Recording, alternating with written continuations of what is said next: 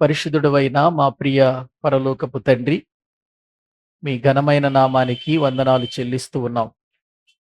నీ మహాప్రేమను బట్టి, నీ ఉన్నతమైన కృపను బట్టి మరొకసారి మీ సన్నిధిలో మేమందరము కూడా కూడి నిన్ను ఆరాధించుటకు, స్తుతించి గణపరచుటకు మీరు మాకు అనుగ్రహించిన ఈ మంచి అవకాశాన్ని బట్టి మీకు వందనాలు చెల్లిస్తూ ఉన్నాం.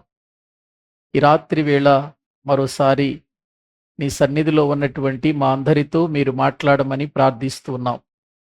మీ మాటల ద్వారా మేము బలపరచబడి ఆధ్యాత్మికమైన మేలు పొందినట్లుగా సహాయం చేయండి. మీ సన్నిధి మాతో ఉంచండి. నీ వాక్యాన్ని బోధిస్తున్న నాకును సమయోచితమైన మీ జ్ఞానమును, పరిశుద్ధాత్మ సహాయమును అనుగ్రహించి నీ కృపలో మమ్ములను ప్రభువా బలపరచమని ప్రార్థన చేస్తూ, మీ వాక్యము ద్వారా మేము అనేక విషయాలు నేర్చుకొని మీలో కొనసాగునట్లుగా బలపరచమని యేసుక్రీస్తు ప్రభువు పేరిట ప్రార్థించి స్తుతించి వేడుకుంటున్నాము తండ్రి. ఆమేన్. ప్రభునందు ప్రియులారా, దేవుని మహా ఉన్నతమైన ప్రేమను బట్టి, ఆయన ఉచితమైన కృపను బట్టి మరొక దినము మనము ప్రభు సన్నిధిలో ఈ రీతిగా ప్రభుని స్తుతించటానికి, గణపరచటానికి దేవుడు మనకు అనుగ్రహించిన ఈ మంచి అవకాశాన్ని బట్టి మనం ప్రభుని ఎంతగానో స్తుతించవలసిన వారమై ఉంటున్నాం. గత కొన్ని నెలలుగా మనం మత్తయి సువార్త ధ్యానాలలో యేసుక్రీస్తు వారు చెప్పిన ఉపమానాలను గురించి మాట్లాడుకుంటూ వస్తూ ఉన్నాం. దేవుని వాక్యములో నుండి బైబిల్ గ్రంథాన్ని తెరచి మత్తయి సువార్త 13వ అధ్యాయము 33వ వచనాన్ని మనము చదువుకుందాం. బైబిల్ గ్రంథములో నుండి మత్తయి సువార్త 13వ అధ్యాయము 33వ వచనాన్ని మనము చదువుకుందాం. ఆయన మరి యొక్క ఉపమానము వారితో చెప్పెను. పరలోక రాజ్యము ఒక స్త్రీ తీసుకొని పిండి అంతయు పులిసి పొంగు వరకు 3 కుంచముల పిండిలో దాచిపెట్టిన పొల్లని పిండిని పోలియున్నది. చాలండి ప్రియులారా, మత్తయి సువార్త 13వ అధ్యాయము పరలోక రాజ్యాన్ని కొన్ని పోలికలతో, ఉపమానాలతో మనకు అర్థమయ్యే విధానములో ప్రభువు మాట్లాడుతున్నాడు.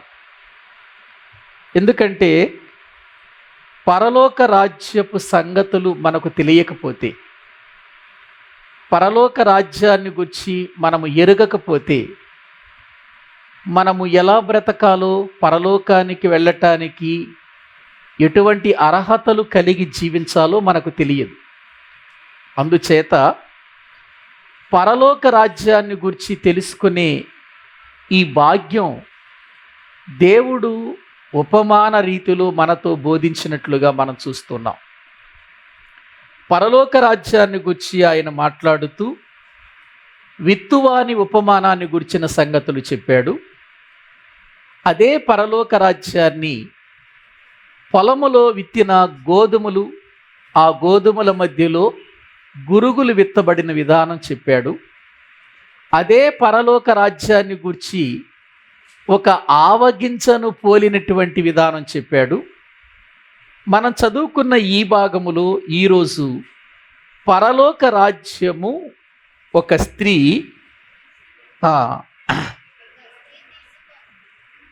పిండి తీసుకొని అది పొంగేంత వరకు 3 కుంచముల పిండిలో దాన్ని దాచిపెట్టిన పొల్లని పిండిని పోలి ఉన్నది అని అన్నాడు.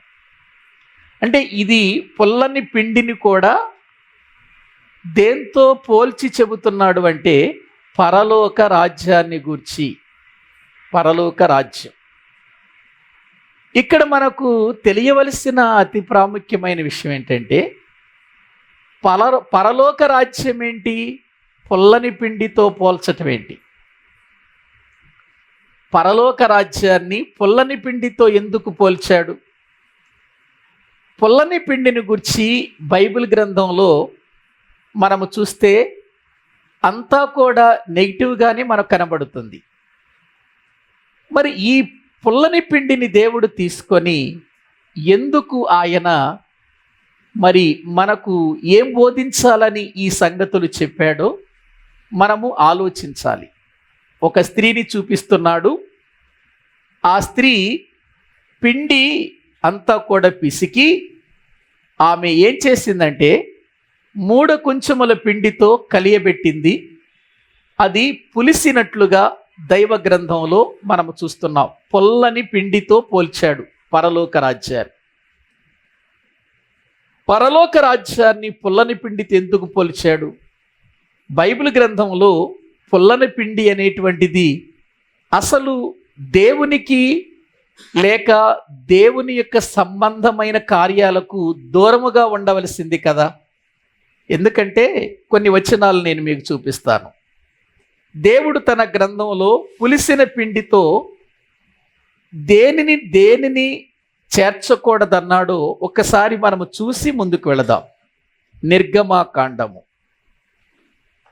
34వ అధ్యాయం 33వ వచనాన్ని చదువుకుందాం. నిర్గమాకాండము 34వ అధ్యాయము దేవుని వాక్యములో నుండి 25వ వచనాన్ని మనము చదువుకుందాం. నీవు పులిసిన దానితో నా బలిరక్తమును అర్పింపకూడదు అని అన్నాడు. ఏమండి, పులిసిన పిండిని దేనికి అర్పించొద్దన్నాడు? నా బలి అర్పణతో అర్పించకూడదు అని చెప్పినట్లుగా మనం చూస్తున్నాం. అంటే పులిసిన దానితో నా బలిరక్తమును అర్పింపకూడదు అని ప్రభు ఇక్కడ దేవుడు తెలియచేస్తున్నట్లుగా మనం చూస్తున్నాం. అంటే పులిసినది బలిరక్తముతో కలవకూడదు, బలిరక్తములో పులిసినది ఉండకూడదు అని దైవ గ్రంథంలో మనము చూస్తూ ఉన్నాం. మరి పులిసినది వద్దు అని దేవుడు చెప్పి మళ్ళీ ఇక్కడ పరలోక రాజ్యాన్ని దేంతో పోలుస్తున్నాడు? పులిసిన పిండితోనే పోలుస్తున్నాడు.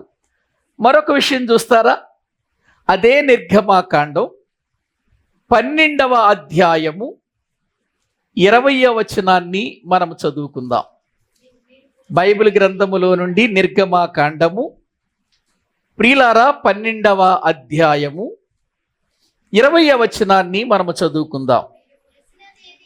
మీరు పులిసినదేదియు తినక మీ నివాసములన్నిటిలోనూ పులియని వాటినే తినవలెనని చెప్పుమనెను. చాలండి. ఇశ్రాయేలీలకు పస్కా అనే ఒక పండుగ ఉంది. ఆ పస్కా పండుగన వారు పస్కా బలి అర్పిస్తూ ఆ పస్కా దినాలలో వారు ఏ రొట్టెలు తినాలి? పులియని రొట్టెలు మాత్రమే తినాలి. పులిసినది ఏది కూడా మీరు తినకూడదు. మీ నివాసాలన్నిటిలో కూడా మీరు ఎక్కడైతే నివాసం చేస్తున్నారో, ఎక్కడైతే మీరు ఉంటున్నారో ఆ ప్రదేశములో పులిసినది ఉండకూడదు. మీరు పులియని రొట్టెలు మాత్రమే తినాలి అని దేవుని వాక్యములో ప్రియులారా దేవుడు చెప్పాడు. ఎందుకు చెప్పాడు? అసలు పులిసినది ఎందుకు ఆయన ఉంచకూడదన్నాడు? పులిసిన దానితో బలి అర్పణ, బలిరక్తముతో దాన్ని కలపకూడదన్నాడు. పులిసిన దానిని మీ నివాసములలో తినవద్దు అని అన్నాడు. ప్రియులారా, పులిసినది అనేటువంటిది మనకు 2 రకాలు మనము గుర్తించాలి.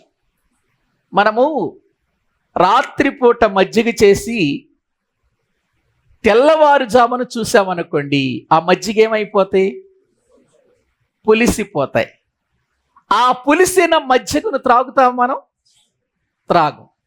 పులిసినది త్రాగం మనం. దాని వలన మనకు చాలా ఎఫెక్ట్ ఉంటుంది.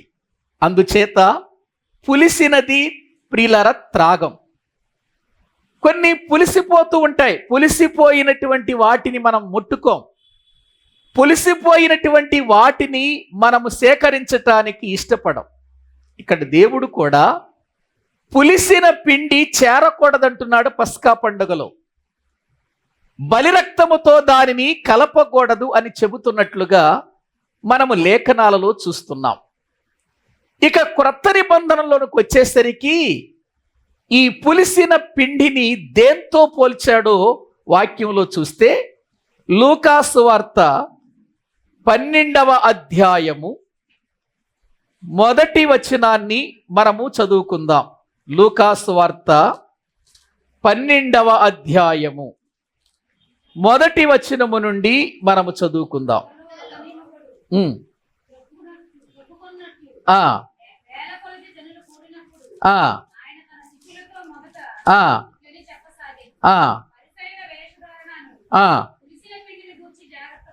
ఏంటట? పరిసయ్యుల వేషధారణ అను పులిపిండి అన్నాడు. అంటే ఇప్పుడు పులిసిన పిండి దేంతో పోల్చాడు? పరిసయ్యుల వేషధారణతో పోల్చినట్లుగా మనం చూస్తున్నాం. పరిసయ్యుల వేషధారణ ఏంటి? పరిసయ్యుల వేషధారణ ఏంటి? వారు చెప్పుదురే గాని చెయ్యరు. వాళ్ళు చెప్పటానికి మాత్రమే పనికి వస్తారు. 23వ అధ్యాయము చూడండి ఒకసారి.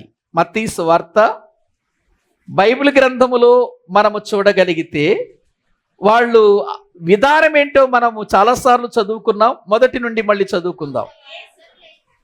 23వ అధ్యాయం మొదటి వచనం. అప్పుడు యేసు జనసమూహములతోనూ తన శిష్యులతోనూ ఇట్లనెను, శాస్త్రులను పరిసయ్యులను మోషే పీఠమందు కూర్చుండువారు కనుక వారు మీతో చెప్పు వాటన్నిటిని అనుసరించి గైకొనుడి, అయినను వారి క్రియల చొప్పున చేయకుడి. వారు చెప్పుదురే గాని చేయరు. ఇప్పుడు పరిసయ్యులు దేవుని మాటలు చెబుతున్నారా? చెబుతున్నారండి. చెప్పే మాటలు దేవుని మాటలే. చెప్పే మాటలు దైవ సంబంధమైన మాటలే. చెప్పే మాటలు ధర్మశాస్త్ర సంబంధమైన మాటలే చెబుతున్నారు. దేవుని మాటలే చెబుతున్నారు. మంచివే కదా, దేవుని మాటలు చెప్పటంలో తప్పేమీ లేదు. కానీ ఇక్కడ దేవుడు చెబుతున్న మాట ఏంటంటే, వారు మీతో చెప్పునది చెయ్యండి, కానీ వారి క్రియలు చెయ్యకండి అన్నాడు. అంటే వాళ్ళు చెప్పే మాటలు మంచివే కానీ క్రియారూపకం దగ్గరకు వచ్చేసరికి ఏం జరుగుతుంది? వాళ్ళు ఆ చెప్పినట్లుగా జరిగించటం లేదు, చెప్పినట్లుగా బ్రతకటం లేదు, చెప్పినట్లుగా జీవించటం లేదు. అందుచేత దాన్ని ఏమంటారంటే వేషధారణ అని అన్నాడు. వారు చెప్పుదురే గాని చేయరు అని మాట్లాడుతున్నాడు. వాళ్ళు చెబుతారంతే, చెప్పటానికి మాత్రమే చెబుతారు. అందుకే ఆ అధ్యాయం అంతా కూడా మనము చదివితే అయ్యో వేషధారులైన శాస్త్రులారా పరిసయ్యులారా అనే మాటలు మనకు కనబడుతూ ఉంటాయి. ఎందుకు అన్నిసార్లు చెప్పాల్సి వచ్చింది వాళ్ళ గురించి? వేషధారులైన శాస్త్రులారా పరిసయ్యులారా అని ఎందుకు వారిని అనేక రకాలుగా పోల్చుతూ వచ్చాడు అనంటే, వాళ్ళు చదవటానికి చదువుతారు, పీఠమందు కూర్చుంటారు. మళ్ళీ మామూలు పీఠం కాదు, అది మోషే పీఠం. మోషే పీఠం మీద కూర్చోవాలంటే మోషే లాంటి లక్షణాలు ఉంటేనే కూర్చోవాలి దాని మీద. మోషేలాగా బ్రతికితేనే కూర్చోవాలి దాని మీద. కానీ వీళ్ళు పీఠం మాత్రం మోషే పీఠం మీదే కూర్చుంటున్నారు, కానీ చెప్పేవి దేవుని మాటలే చెబుతున్నారు. చేసే దగ్గరకు వచ్చేసరికి వాటిని చేయటం లేదు. అందుకే వేషధారణ అన్నాడు, పులిపిండి అని చెప్పినట్లుగా దైవ గ్రంథంలో చూస్తున్నాం. ఎవరి గురించి? పరిసయ్యులను గురించి మాట్లాడుతున్నాడు అక్కడ. మార్కు సువార్తలో మరొక వ్యక్తిని గురించి కూడా చెప్పాడు. చూద్దాం రండి. మార్కు సువార్త 8వ అధ్యాయము 15వ వచనం. మార్కు సువార్త 8వ అధ్యాయము 15వ వచనాన్ని మనము చదువుకుందాం. చూచుకొనుడి పరిసయ్యుల పులిసిన పిండిని గూర్చియు హేరోదు పులిసిన పిండిని గూర్చియు జాగ్రత్త పడుడని వారిని హెచ్చరింపగా. చాలండి. ఏమండి, ఇక్కడ యేసు ప్రభు వారు తన శిష్యులతో చెబుతున్నటువంటి మాటలను మనం చదువుకున్నామండి. ఏం చెబుతున్నాడు ఆయన? పరిసయ్యుల పులిసిన పిండిని గూర్చి, హేరోదు పులిసిన పిండిని గూర్చి జాగ్రత్త పడండి. అదేంటి హేరోదు పులిసిన పిండి ఏంటి? పరిసయ్యుల పులిసిన పిండి ఏంటి? పరిసయ్యుల పులిసిన పిండి ఏంటో చదువుకున్నాం. ఏంటది? వేషధారణ. హేరోదు యొక్క జీవితం కూడా అటువంటిదే. హేరోదు కూడా అటువంటి వాడే. హేరోదు బ్రతుకు కూడా అటువంటిదే. ప్రియులారా, పులిసిన పిండి వంటిది. పులిసినటువంటి వాటిని మనము ఎక్కడ ప్రియులారా మనము దేనిని తీసుకోవాలో దేనిని తీసుకోకూడదో ఆలోచించి తీసుకుంటాం. వీళ్ళు ఏమాత్రం ఉపయోగము లేని జీవితము కలిగిన వారు. ప్రజలకు చెప్పటానికి చెబుతున్నారు, చేసే దగ్గరకు వచ్చేసరికి మాత్రం వాటిని వారు గుర్తించటం లేదు. మరొక బ్యాచ్ ఉంది పులిసిన పిండి. బైబిల్ గ్రంథంలో మత్తయి సువార్త 16వ అధ్యాయము వాక్యములో నుండి 11వ వచనాన్ని మనము చదువుకుందాం. మత్తయి సువార్త 16వ అధ్యాయం 11. నేను రొట్టెలను గూర్చి మీతో చెప్పలేదని మీరెందుకు గ్రహింపరు? పరిసయ్యులు సద్దూకయ్యలు అను వారి పులిసిన పిండిని గూర్చియే జాగ్రత్త పడాడు. ఇంకో బ్యాచ్ చేరింది ఇక్కడ. ఎవరు? సద్దూకయ్యలు. అంటే ఇక్కడ పులిసిన పిండిని గూర్చి మాట్లాడేటప్పుడు ఎవరెవరిని గూర్చి చెబుతున్నాడు? పరిసయ్యులను గూర్చి చెప్పాడు, హేరోదును గూర్చి చెప్పాడు, తర్వాత సద్దూకయ్యలను గూర్చి కూడా చెప్పినట్లుగా దైవ గ్రంథంలో మనము చూస్తున్నాం. ప్రియులారా, అంటే వీళ్ళ జీవిత విధానాలు పులిసిన పిండితో చేర్చబడ్డాయి.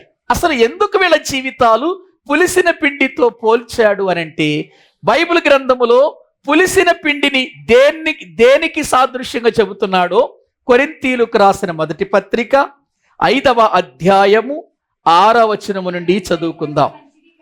బైబిల్ గ్రంథములో నుండి 5వ అధ్యాయము కొరింథీయులకు రాసిన మొదటి పత్రిక 6వ వచనం. మీరు అతిశయపడుట మంచిది కాదు. పులిసిన పిండి కొంచెమైనను ముద్దంతయు పులియ చేయును. పులిసిన పిండి కొంచెమైనను ముద్దంతయు పులియ చేయును. మీరు ఎరుగరా? మీరు ఏ పిండి లేనివారు? పులిపిండి లేనివారు. మీరు పులిపిండి లేనివారు. చదవండి. క్రొత్త ముద్ద అవుటకై ఆ పులిపిండిని పాత దానికి సాదృశ్యంగా చూపిస్తున్నాడు. చూడండి, పాత జీవితానికి సాదృశ్యంగా పాతదైన పులిపిండి అంటే అది నిల ఉంది, అది పాతది, పాతదైన పులిపిండిని చదవండి, తీసి పారవేయుడి.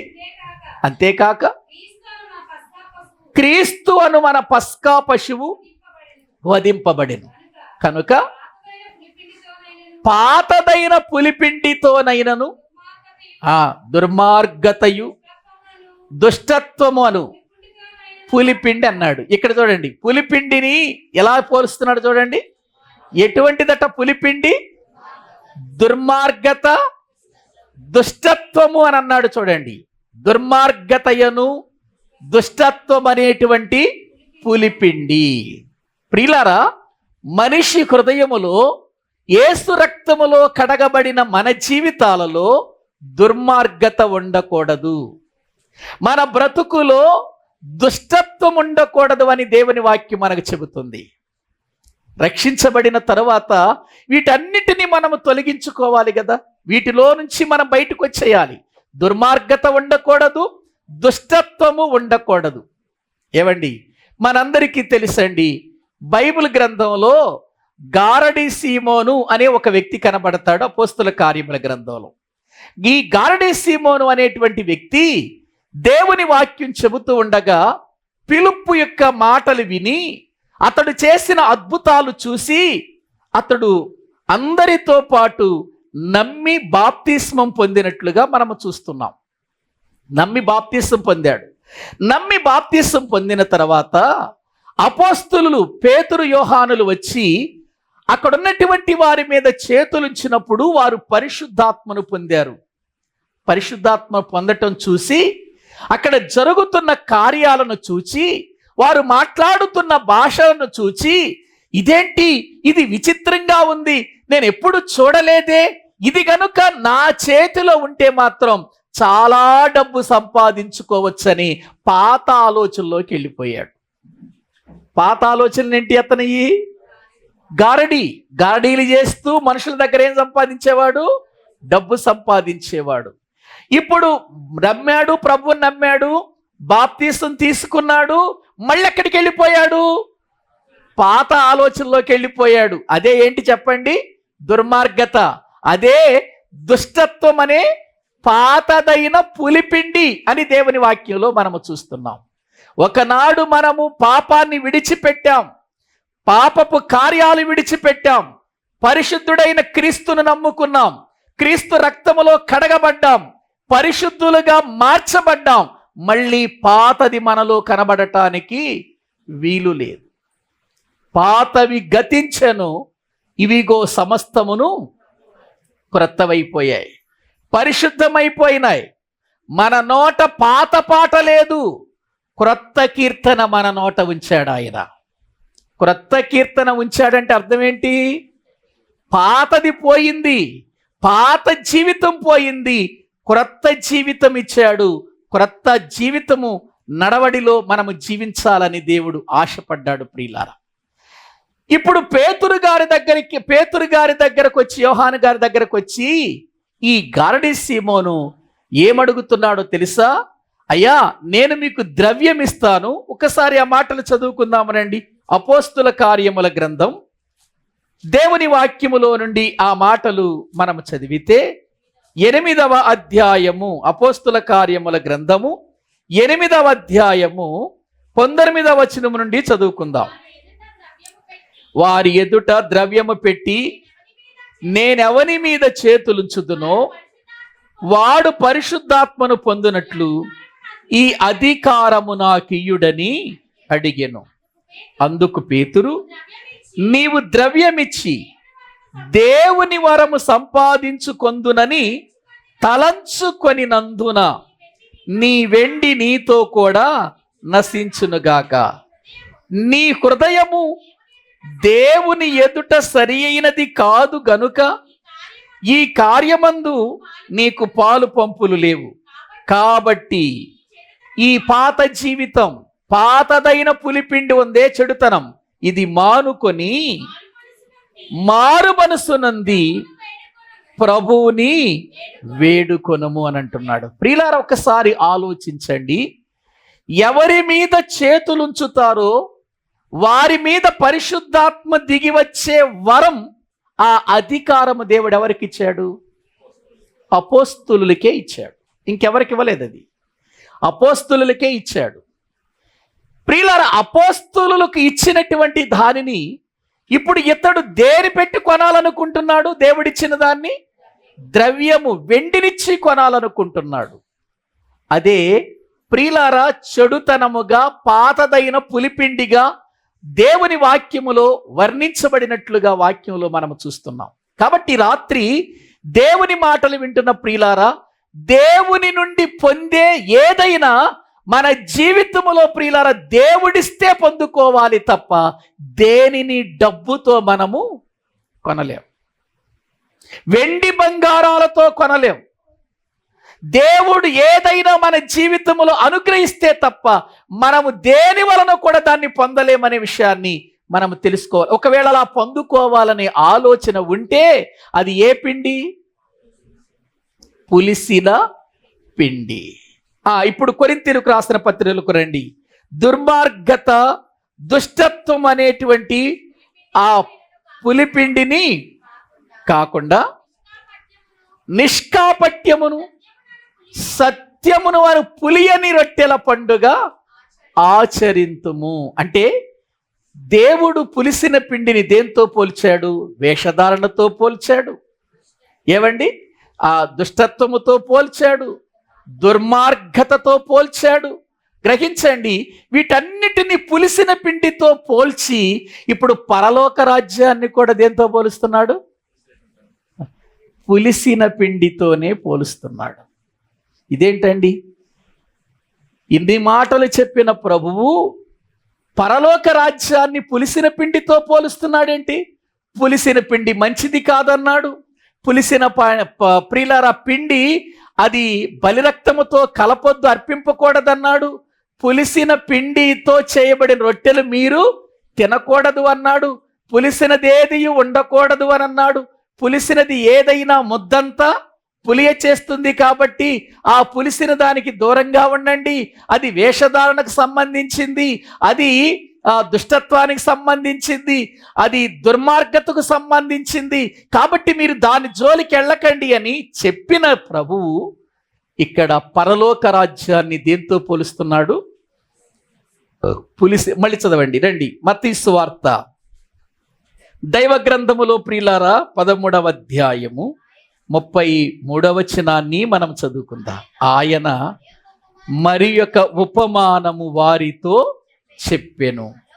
పరలోక రాజ్యము ఒక స్త్రీ తీసుకొని పిండి అంతయు పులిసి పొంగు వరకు 3 కుంచెముల పిండిలో దాచిపెట్టిన పుల్లని పిండిని పోలి ఉన్నది. ప్రియులారా, మరి ఇక్కడ పులిసిన పిండితో పరలోక రాజ్యాన్ని పోలుస్తున్నాడు. పరలోక రాజ్యములో ఏమైనా వేషధారణ ఉంటుందా? పరలోక రాజ్యములో దుర్మార్గత ఉంటుందా? పరలోక రాజ్యములో దుష్టత్వం ఉంటుందా? ఉంటుందండి? ఉండదు కదా. మరి పులిసిన పిండితో దీన్ని పోలుస్తూ ప్రియులారా, ఒక స్త్రీ పిండి తీసుకుందట, 3 కుంచెములలో పెట్టి దాన్ని పులియబెట్టినట్లుగా మనం చూస్తున్నాం. అది పరలోక రాజ్యముతో పోలుస్తున్నట్లుగా లేఖనాల్లో చూస్తున్నాం. ప్రియులారా, ప్రభువు కొన్ని మాటలు వాడినప్పుడు అనేక విధాలుగా వాడాడు ఆయన. వాస్తవానికండి, పాము ఉందండి, సర్పం ఉందండి. సర్పము అనేటువంటిది ఆది కాలములో ఆది దంపతుల దగ్గర అది ఏం చేసిందండి? వారిని మోసం చేసింది కదండి. వంకర త్రోవలలో నడుస్తూ బాప్తిసం పొందాలి అని వారు మార్పు చెందకుండా జీవిస్తున్నటువంటి వారిని గూర్చి యోహాను గారు కానివ్వండి, యేసు ప్రభు వారిని కానివ్వండి, వారిని ఏమని పిలిచాడండి ఆయన? సర్ప సంతానమా అని అన్నాడు. ప్రియులారా, యేసు ప్రభు శిష్యులను ప్రియులారా పిలిచి, మిమ్మలను తోడేళ్ల యొద్దకు గొర్రెలను పంపించినట్టు పంపిస్తున్నాను, పాముల వలె వివేకులుగా ఉండండి అన్నాడు. అక్కడ ఏమండి? అక్కడేమో సర్ప సంతానం అన్నాడు వాళ్ళని చూసి, ఇక్కడేమంటున్నాడు? పాముల వలె ఎలా ఉండమంటున్నాడు? వివేకులుగా ఉండమంటున్నాడు. అంటే ఇప్పుడు పాములో ప్రియులారా ప్రభు ఏం తీసుకున్నాడు? అది నడిచే నడక తీసుకుని ఒక పాఠం నేర్పించాడు. దానిలో ఉన్నటువంటి మెళుకువను, దానిలో ఉన్నటువంటి వివేకాన్ని చూసి మరొక పాఠాన్ని నేర్పిస్తున్నాడు. అంటే ఒకే దానిలో మనకు 2 పాఠాలు నేర్పిస్తున్నట్లుగా దైవ గ్రంథములో మనము చూస్తున్నాం. అలా బైబిల్లో ప్రియులారా చాలా విషయాలు దేవుడు ప్రియులారా రకరకాలుగా పోల్చినట్లుగా, ఒకే విధానములో 2 విషయాలను మనకు తెలియచేస్తున్నట్లుగా వాక్యములో మనము చూస్తున్నాం. అలాగే ఇక్కడ కూడా పులిసిన పిండిని ఎప్పుడు చేర్చొద్దన్నాడు? పస్కా పండుగ దినాల్లోనే. పులిసిన పిండి లేక పులియని రొట్టెలు ఎప్పుడు తినాలి? ఆ పస్కా పండుగ దినాలలోనే తినాలి. మిగతా దినాల్లో తినొచ్చు. మిగతా దినాలలో వాళ్ళు ఎలాగైనా తినొచ్చు, దాన్ని పులియబెట్టైనా తినొచ్చు, పులియబెట్టకుండానే ఎలాగైనా తినొచ్చు. కానీ పులిసినటువంటి పిండితో ఏ మాత్రము కూడా వాళ్ళు తినని రోజులేవంటే పస్కా దినాలు మాత్రమే. పస్కా దినాల్లోనే తినకూడదు. ఇప్పుడు నేను ఇంకో విషయాన్ని చెబుతాను చూడండి. లేవియా కాండము 7వ అధ్యాయము 13వ వచనంలో ఏమన్నాడు చూద్దాం రండి. మళ్ళీ ప్రభు బైబిల్ గ్రంథములో లేవియా కాండము 7వ అధ్యాయము 13వ వచనం.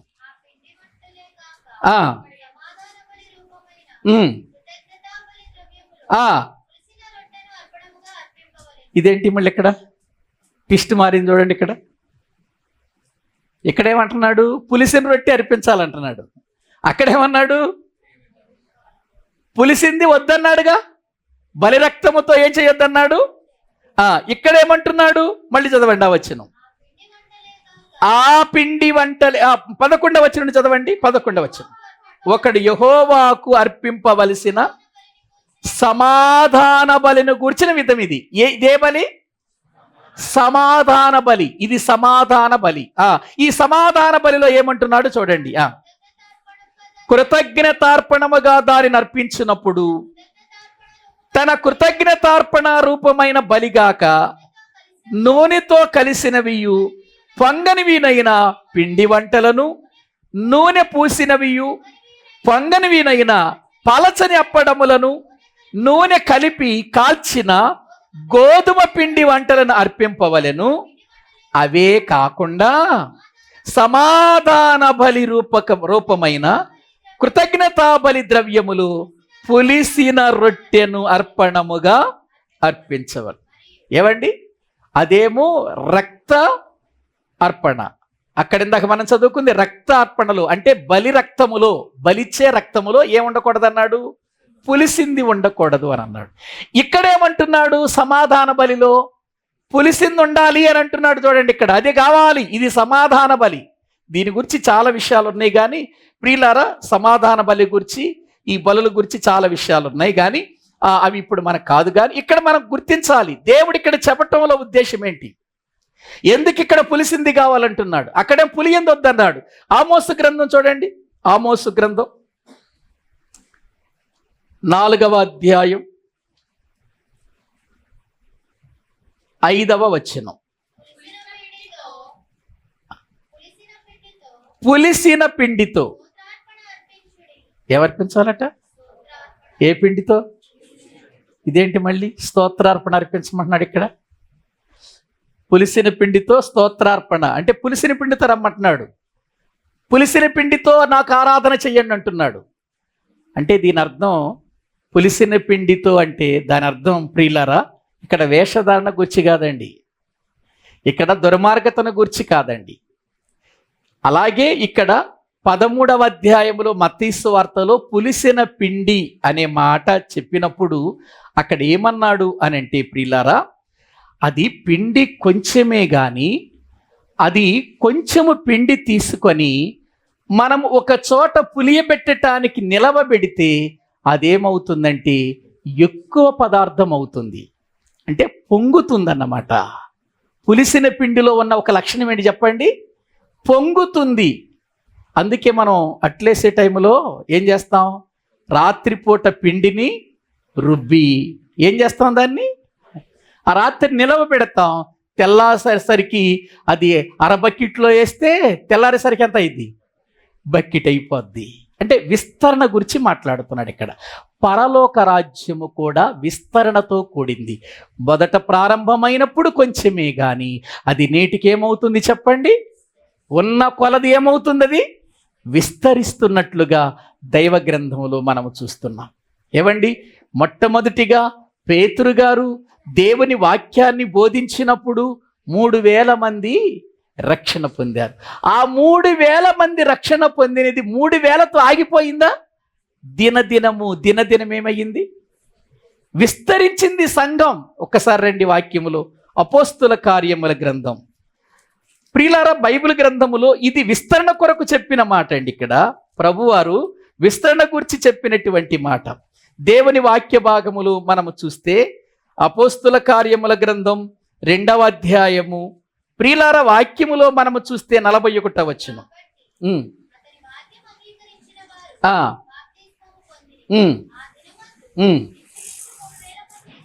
ఇంచుమించు ఎంతమంది అండి?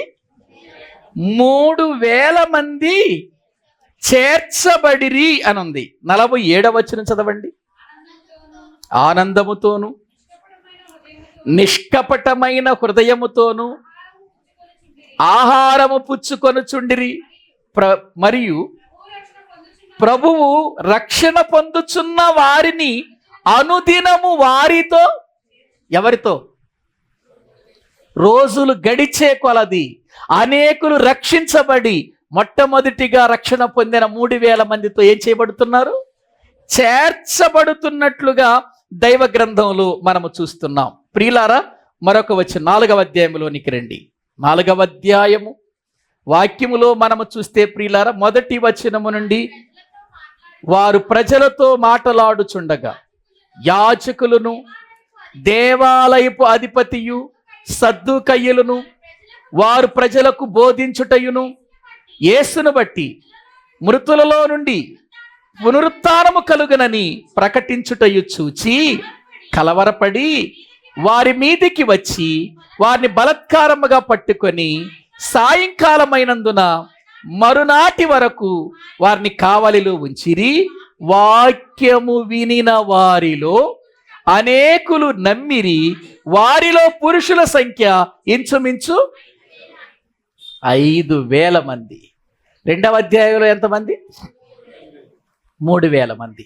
ఆ 3,000 మంది సంఘముగా కూడుకొని ఇంటింటా రొట్టె విరుచుచు అపోస్తుల బోధ యందును, సహవాసము యందును, రొట్టె విరుచుట యందును, ప్రార్థన చేయుట యందును ఎడతెగకుండా ఉండటం వలన సంఘములో అనేకులు ఏం చేయబడుతున్నారు అంటే దినదినము ఏమవుతుంది? సంఘం, పరలోక రాజ్యం ఏమవుతుంది? పొంగుతుంది, విస్తరిస్తుంది.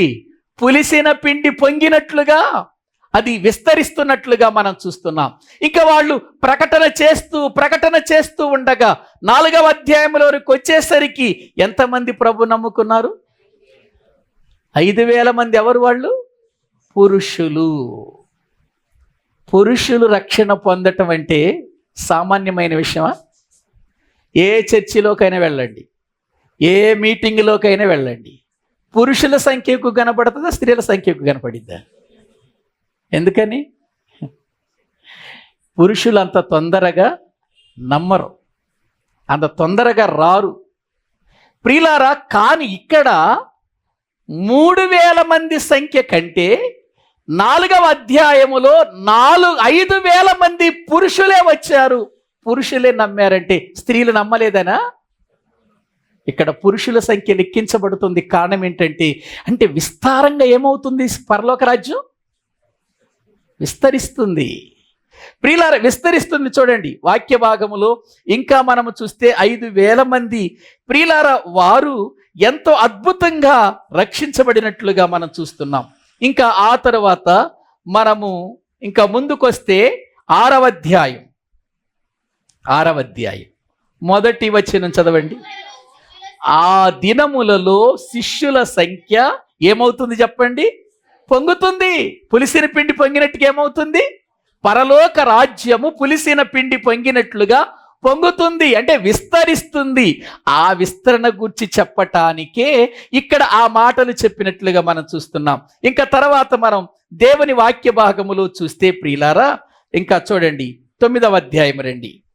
9వ అధ్యాయము దేవుని వాక్యములో 31వ వచనం. యూదయ సమరయ దేశముల యందంతటా సంఘము ఏం పొందుతుంది? క్షేమాభివృద్ధి నొందుచు సమాధానము కలిగి యుండెను. మరియు ప్రభునందు కలిగి ఏం చేస్తుంది సంఘం అంటే? ప్రియులారా, ఎంతమందితో ప్రారంభమైంది సంఘం? మొదటిగా 3,000 మందితో ప్రారంభమైంది. 3,000 మందితో ప్రారంభమైన సంఘము ఆనాటి నుంచి ఈనాటి వరకు ప్రపంచంలో ఏమవుతుంది? ఆటంకాలు వచ్చాయా? అడ్డొచ్చాయా?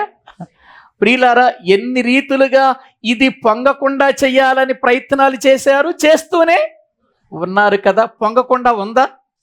బాప్తిసం తీసుకోవటాలు ఆగిపోయినాయా? సువార్త చెప్పటం ఆగిందా? ప్రభువును నమ్మేవారు నమ్మకుండా ఉన్నారా? లేరు కదా. ఏమవుతుంది? ఇది విస్తరిస్తూనే ఉందండి, పొంగుతూనే ఉందండి. ఇది ప్రియులారా, ఇక్కడ అందుకే ఒక స్త్రీ ఏం చేసింది? ఆమె పిండి అంతయు పులిసి పొంగు వరకు 3 కుంచెముల పిండిలు దాచిపెట్టింది. 3 కుంచెముల పిండిలో ప్రియులారా దాచిపెట్టింది. ఎందుకంటే ఇది విస్తరించాలి. అప్పుడప్పుడు మనం ప్రియులారా కొంచెం ఎక్కువగా మనము నానబెట్టి పైన మూతేసామనుకో, అది పొంగినప్పుడు ఈ మూతను కూడా ఏం చేస్తుంది? పైకి తన్నేస్తుంది. ఆటంకాలు ఎన్నన్నా రానివ్వండి, అభ్యంతరాలు ఎన్నైనా రానివ్వండి, క్రైస్తవ్యాన్ని నాశనం చేయాలని ఎన్ని ప్రయత్నాలైనా చేయనివ్వండి, ప్రియులారా క్రైస్తవం విస్తరించకూడదు అని ఎన్ని విధాలుగా ప్రియులారా ఆంక్షలు విధించనివ్వండి, ఇది విస్తరించకుండా ఉంటుందా? భయపడాల్సిన అవసరం లేదు. క్రైస్తవులు ఏ విషయంలో కూడా భయపడాల్సిన అవసరం లేదండి. చాలామంది క్రైస్తవ్యాన్ని ఏం చేస్తారు, క్రైస్తవ్యాన్ని ఏ రీతిగా ఉంచుతారు, భయపడుతున్నారు. భయపడవలసిన అవసరం ఏముంది? మనం ఎందుకు భయపడతాం? చంపితే చంపుతారు. ప్రియులారా, నేను ఒక విషయాన్ని చెబుతాను ఎప్పటికీ కూడా, ఏదైనా సరే క్రైస్తవ్యాన్ని నాశనం చేయాలి అని అనుకుంటే క్రైస్తవులను చంపుతారేమో కానీ క్రైస్తవ్యాన్ని మాత్రం చంపలేరు. క్రైస్తవులు చంపుతారేమో, క్రైస్తవులను చంపినంత మాత్రాన క్రైస్తవ్యం ఆగిపోతుందని లోకం అనుకుంటుందేమో, మనం అనుకోకూడదండి. రానివ్వండి, ఎన్ని ఆటంకాలు వస్తాయో రానివ్వండి, ఎన్ని ఇబ్బందులు వస్తాయో రానివ్వండి, మనలో ఉన్న క్రీస్తును తొలగిస్తారా? మందిరాలు పడగొడతారేమో, శరీరములను పడగొడతారేమో, మన ఆత్మలో ఉన్న క్రీస్తును పడగొడతారా? తీసేస్తారా? అది ఎవరి వల్ల కాదండి. కాబట్టి ఇది పొంగేదే గాని విస్తరించేదే గాని ఎన్ని ఆటంకాలు వచ్చినా ఆగిపోయేది కాదు అని చెప్పటానికి ఇక్కడ ప్రియులారా ప్రభువు ఈ మాటలు చెబుతున్నాడు. ఇక్కడ పులిసిన పిండిని తీసుకున్నందుకు, పులిసిన పిండిని ఇక్కడ వాడింది ఎందుకు అంటే దుర్మార్గత గురించి వాడలేదు, ఇక్కడ వేషధారణ గురించి వాడలేదు, ఇక్కడ దుష్టత్వాన్ని గురించి వాడలేదు, ప్రియులర వాడలేదు. ఆయన దేనికి వాడుతున్నాడంటే, పిండి ఒక చోట పెట్టినప్పుడు అది పులిసినప్పుడు ఎలా పొంగుతుందో సంఘము అనే దేవుని రాజ్యము కూడా దినదినం ఏమవుతుంది చెప్పండి? విస్తరిస్తుంది. విస్తరిస్తుందండి. ప్రతి దినము ఈ ప్రపంచంలో ఎంతమంది వాక్యాన్ని నమ్మి బాప్తిసం తీసుకుంటున్నారు, ఎంతమంది బాప్తిసం పొందుతున్నారు, ఎంతమంది ప్రియులారా రక్షణలోనికి వచ్చి ప్రభునందు ఆనందిస్తున్నారు. ఒకసారి మీరు ఆలోచించండి. ఇది క్రీస్తు 2వ రాకడ వరకు పొంగేదే, ఇది క్రీస్తు 2వ రాకడ వరకు విస్తరించేదే, ఇది క్రీస్తు 2వ రాకడ వరకు కూడా ప్రియులారా ఇది కొనసాగేదే గాని ఆగిపోయేది కాదు అని చెప్పటానికి ప్రభు ఈ విషయం చెబుతున్నాడు.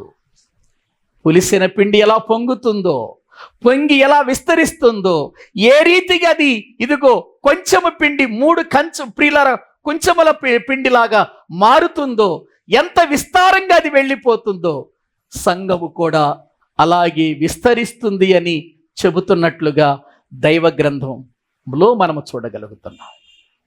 మరి ఇప్పుడు మనం భయపడాలా? ఇంత బలమైన మాటలు దేవుడు మనకు చెబితే భయపడాలా అండి? భయపడవసరం లేదు. దేనికి భయపడవసరం లేదు. ఒకవేళ క్రైస్తవ్యం విషయంలో లోక సంబంధమైన మనుషులు ఎన్ని ఆటంకాలు పెట్టినా, ప్రభుత్వాలు ఎన్ని ఆటంకాలు పెట్టినా, ప్రియులర మతోన్మాదులు ఎన్ని ఆటంకాలు తీసుకొచ్చినా, ఇంకా ఎన్ని రకాలైనటువంటి పరిస్థితులు తీసుకొని వచ్చినా క్రైస్తవ్యం ఆగదు అనే విషయాన్ని మీకు తెలియచేస్తున్నాను. ఇది విస్తరించేది, ఇది పొంగేది, ఇది ఆగిపోయేది కాదని యేసు క్రీస్తు వారే స్వయాన ఆయన ఉపమానాలలో చెబుతుంటే మనము ఏమైపోతాము అనే భయం ఎందుకండి? ఏం జరుగుతుందో అనే భయం ఎందుకండి? మనలో భయం కాదు రావాల్సింది, పటిష్టమైన విశ్వాసం రావాలి. ఇటువంటి పరిస్థితులు ప్రభువా శ్రమలు వచ్చినా నన్ను నిలబెట్టు నాయన, కష్టాలు వచ్చినా నన్ను స్థిరపరచు నాయన, చావొచ్చినా సరే నా జీవితంలో ప్రభు నిన్ను విడిచిపెట్టకుండా నా హృదయములో నాయన దేవుని ఆత్మ చేత నన్ను కదిలించి నడిపించు ప్రభు అని ప్రార్థన చేయాలి మనం. అంతేనా? భయపడాలా? ఎంతోమంది ఎన్నో పంపిస్తూ ఉంటారు నాకు, ఏమండి, ఈ క్రైస్తవ్య విషయంలో ఎన్నో రకరకాలైనటువంటి విషయాలు పంపిస్తూ ఉంటారు. ప్రభుత్వాలు ఇవి తీసుకొస్తున్నాయి, ఆ జీవో తీసుకొస్తుంది, ఇవి తీసుకొస్తుంది, అలా అంటున్నారు. ఎంతమంది సేవకులు పంపిస్తారో నాకు భయపడరు నేను. ఎందుకంటే ప్రియులార, వాళ్ళు మన శరీరమును చంపుతారేమో కానీ మన ఆత్మను చంపలేరు. బైబిల్ చెబుతుంది, దేహమును చంపువానికి భయపడొద్దు, దేహమును చంపువానికి భయపడొద్దు, ఆత్మను దేహమును చంపి నరకములో వేయువానికి భయపడాలి. మనం ఆయనకి భయపడాలండి. ఈ ఆక్షలు వస్తానే ఉంటాయి, ప్రతికూలతలు వస్తానే ఉంటాయి. ఏమంటే సంఘము విస్తరించిందంటే అపోస్తల కార్యముల గ్రంథాన్ని మనం ధ్యానించినప్పుడు చెప్పుకున్నాం. ఎలా విస్తరించింది? శ్రమలు రాకుండా విస్తరించిందా? కష్టాలు రాకుండా విస్తరించిందా? అసలు వాళ్ళకు వచ్చిన శ్రమలు మనకు లేవు. వాళ్ళు పొందిన శ్రమలు, ఆ దేశాలలో వచ్చిన, ఆ దినాల్లో వచ్చినటువంటి శ్రమలు, ఆ కష్టాలు, ఆ భయంకరమైనటువంటి పరిస్థితులు నేడు లేవండి. నేడు మనకు వచ్చేవన్నీ చాలా చిన్న చిన్నవే. కానీ వాళ్ళు ఎదుర్కొన్నారు. వాళ్ళు ప్రభు కోసం ప్రాణాలు అర్పించారు. వారు దేవుని కోసం నిలబడ్డారు, దేనికి భయపడలేదు. కాబట్టి ఇది పుల్లని పిండి విస్తరించినట్లుగానే ఏం చేస్తుంది దేవుని రాజ్యం? క్రీస్తు రెండవ రాకడ వరకు ఏమవుతూనే ఉంటుంది? అవునండి, రక్షణ పొంది చనిపోయేవారు చనిపోతూనే ఉంటారు, సువార్త వినబడుతూనే ఉంటుంది, పుట్టేవారు పుడతానే ఉంటారు, వినేవాళ్ళు వింటానే ఉంటారు, విని వారిలో చాలామంది రక్షణ పొందేవాళ్ళు పొందుతానే ఉంటారు, సంఘములో చేర్చబడేవారు చేర్చబడుతూనే ఉంటారు, హతసాక్షులు అయ్యేవారు హతసాక్షులు అవుతూనే ఉంటారు, ప్రియులారా అవమానాలు పొందేవారు అవమానాలు పొందుతూనే ఉంటారు. కానీ క్రైస్తవ్యం మాత్రమేం కాదు, ఆగదు.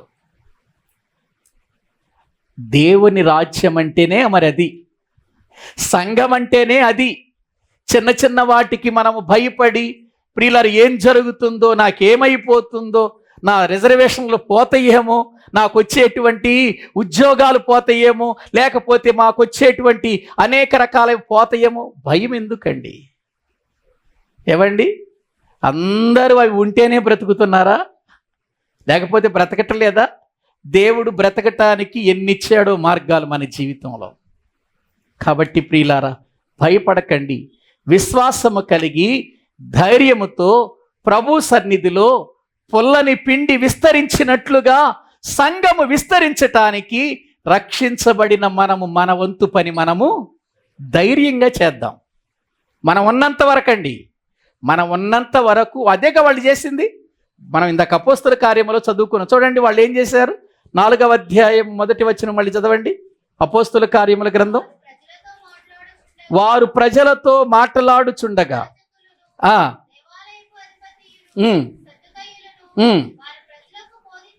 వారు ప్రజలకు బోధించుటయు, యేసును బట్టి మృతులలో నుండి పునరుత్థానము కలుగునని ప్రకటించుటయు చూచి కలవరపడ్డారా? పడ్డారు. పడిన వాళ్ళు ఏం చేశారు? వారి మీదకి వచ్చారు, వారిని బలత్కారముగా పట్టుకున్నారు, వారిని కావలిలో ఉంచారా? ఉంచారు. ఎన్ని పరిస్థితులు వచ్చినా దేవుని నమ్మిన మనం దేవుని కొరకు నిలవాలి, దేవుని ప్రకటించాలి, ప్రజలను ప్రియులారా నిత్య నరకానికి వెళ్లకుండా కాపాడాలి, వారిని దేవుని వాక్యముతో నింపాలి. వాళ్ళు చెరసాలలోకి వెళ్ళినా, వారిని కావలిలో ఉంచిన, వారిని పట్టుకున్న, బలత్కారముగా పట్టుకొని కావలిలో ఉంచిన, వాక్యము విన్నవారు 5,000 మంది రక్షించబడ్డారు, పురుషులు. కాబట్టి ప్రియులారా శ్రమలలో చెదిరిపోకండి, కష్టాలు వస్తున్నాయని దేవునికి దూరం కాకండి. ఈ శ్రమలలోనే నిలవాలి, ఈ కష్టాలలోనే నిలవాలి, ఈ ప్రతికూలతలలోనే మనము ధైర్యం వహించి మన విశ్వాసాన్ని మనం ఏం చేయాలి? కాపాడుకోవాలి. ప్రియులారా ఉంటే భూమి మీద, ఈ లోకాన్ని విడిచిపెడితే ప్రభువుతో, ప్రభు పిల్లలతో ఇదే ధైర్యము కలిగి మనము కొనసాగాలి. అదే పులిసిన పిండిని గూర్చి పొంగినటువంటి దేవుని రాజ్యమును పోల్చి చెప్పటంలో ఆయన ఉద్దేశం అదే. పరలోక రాజ్యము ఒక స్త్రీ పిండిని తీసుకొని ప్రియులారా అది ఏం చేసింది? పులియ పెట్టడానికి 3 కుంచెముల ప్రియులారా పిండితో దాన్ని దాచిపెట్టింది. అది పొంగినట్టుగానే నేడు కూడా సంఘము విస్తరిస్తుంది. అది విస్తరిస్తూనే ఉంటుంది. శ్రమలు వచ్చినా, కష్టాలు వచ్చినా విస్తరిస్తూనే ఉంటుంది. ఎన్ని మందిరాలు పడగొట్టినా, ఎంతమంది సేవకులను ప్రియులారా హింసించినా, బాధించినా, చంపినా విస్తరిస్తూనే ఉంటుంది. ఇదే ప్రియులారా ప్రభు ఈ యొక్క ఉపమానము ద్వారా మనకు నేర్పుతున్న పాఠం. గుర్తించి ధైర్యముతో, విశ్వాసంతో మనం ప్రభువులో ముందుకు వెళదాం. ప్రార్థన చేసుకుందాం. ప్రభు ఈ మాటలు దీవించునుగాక. తలలు వంచండి. చిన్న ప్రార్థన చేసుకుందాం. ఆ తర్వాత ఒక చిన్న కార్యక్రమం ఉంది. పరిశుద్ధుడు అయిన తండ్రి, ప్రేమ కలిగిన మా ప్రభువా, మీకు వందనాలు. పరలోక రాజ్యాన్ని పుల్లని పిండితో ఎందుకు పోల్చారో మీ వాక్యముల నుండి మాకు తెలియచేశారు తండ్రి. కాబట్టి ఈ భూమి మీద ఎన్ని ఆటంకాలు సంఘానికి కలిగినా ఈ సంఘము ఏమాత్రము కూడా నాయన నాశనము కానేరదని, ఇది ఎవరి వలన కాదని నాయన, ఇది విస్తరించేటువంటి రాజ్యమని, ఈ రాజ్యానికి అంతము లేదని ఏనాడు ప్రవచించిన ప్రవచనాలు నేటి వరకు ఎన్ని ఆటంకాలు వచ్చినా కొనసాగుతూనే ఉంది. రాబోయే దినాలలో కూడా కొనసాగుతుంది. క్రీస్తు రెండవ రాకడ వరకు కూడా ఇది కొనసాగుతుందని మేము నమ్మి నీ వాక్యాన్ని బట్టి ధైర్యము తెచ్చుకొని ముందుకు వెళ్ళటానికి కృప చూపించారు. అందుకై వందనాలు ప్రభువా. ఎవరు ఏ సమయంలో కూడా భయపడక ధైర్యము కలిగి విశ్వాసాన్ని కాపాడుకుంటూ మా జీవితాలలో మా రక్షణను భయముతోనూ వణకుతోనూ కొనసాగించినట్లుగా తగిన సహాయము చేయండి. మీ సన్నిధి మాతో కూడా ఉంచి బలపరచమని మీ కృపగలిగిన హస్తాలకు మమ్ములని మేము అప్పగించుకొనొచ్చు. యేసుక్రీస్తు ప్రభువు పేరట ప్రార్థించి స్తుతించి వేడుకుంటున్నాము తండ్రి. ఆమేన్.